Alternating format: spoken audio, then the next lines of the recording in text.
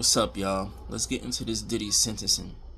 Now, free Diddy first and foremost. They railroaded this man, and this is to the family. You feel what I'm saying? Tell the attorneys to do this if they not already doing it.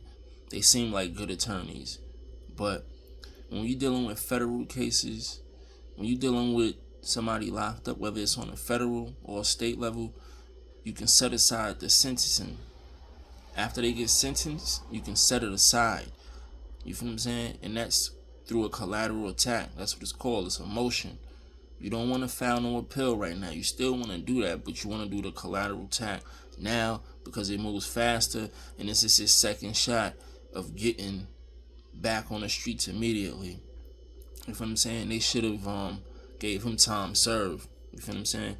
So the law that governs setting aside your sentence in federal cases is 28 USC 2255.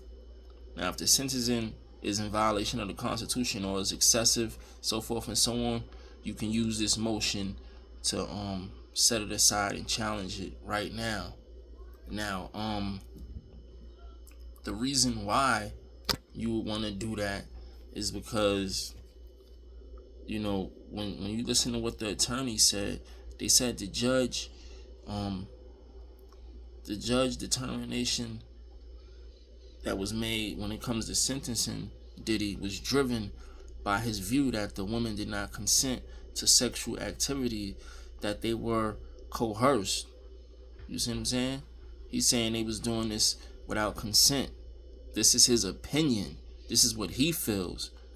Now, the lawyer stated that was totally inconsistent with the jury verdict, because the jury verdict acquitted him of sex trafficking. So when you look at sex trafficking and transportation of prostitution, those are two different charges. Sex trafficking deals with coercion. Transportation of prostitution don't deal with sexual coercion. You feel what I'm saying?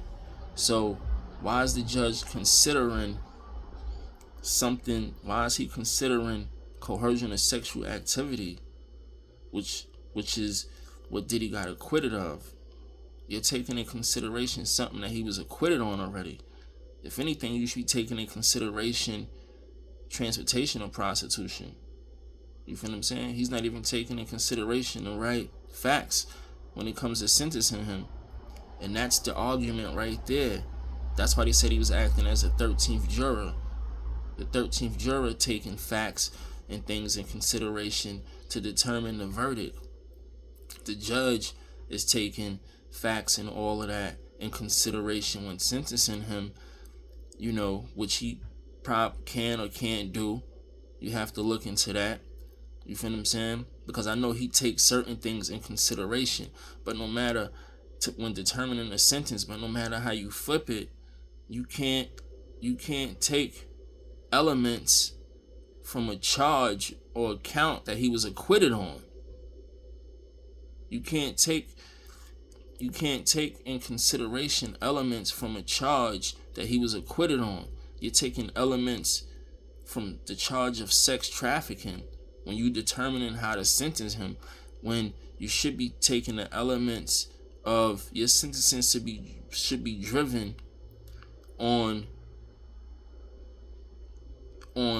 not even elements probably, but driven on facts from the charge of transportation of prostitution.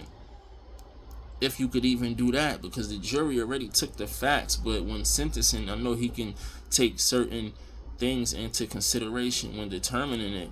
You feel what I'm saying? And that's something that just have to be looked into a little more. I'm pretty sure the lawyers know, but one of the arguments you can't really get around is that he's taking in consideration elements of a charge that Diddy was acquitted on, which is sex trafficking, because that deals with coercion. These women were not coerced. The jury already decided that. And that's what you're taking in consideration to determine his sentencing? Because you didn't want to look at the charge that he was found guilty on, because that would have gave him time served. That ain't really no time. That's why he would have been out really soon. So that's why he had to take other factors into consideration. Factors that ain't got nothing to do with the conviction. Wow. Unbelievable. That's a crazy technicality right there. The family need to get on it, and it needs to be done through a motion under 28 USC 2255. It's just that simple, man. That's the argument. And I already told you about due process. They didn't process him properly. Remember I told you about due process. And you're getting processed through the system. Whether you're in the system or you're in the street, it's still a process. Your case is still being processed. The judge wasn't supposed to step in and do that.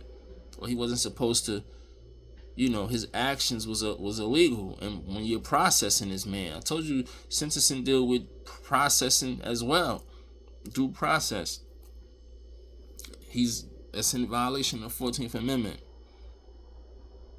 So for those reasons, file a motion immediately, make that argument, and that definitely gotta get him resentenced, and give him time served. You feel what I'm saying? Bring him back to court, resentence the man properly, take the facts in consideration that's supposed to be taken in consideration, and get that man time served. It's that easy. Mahalo.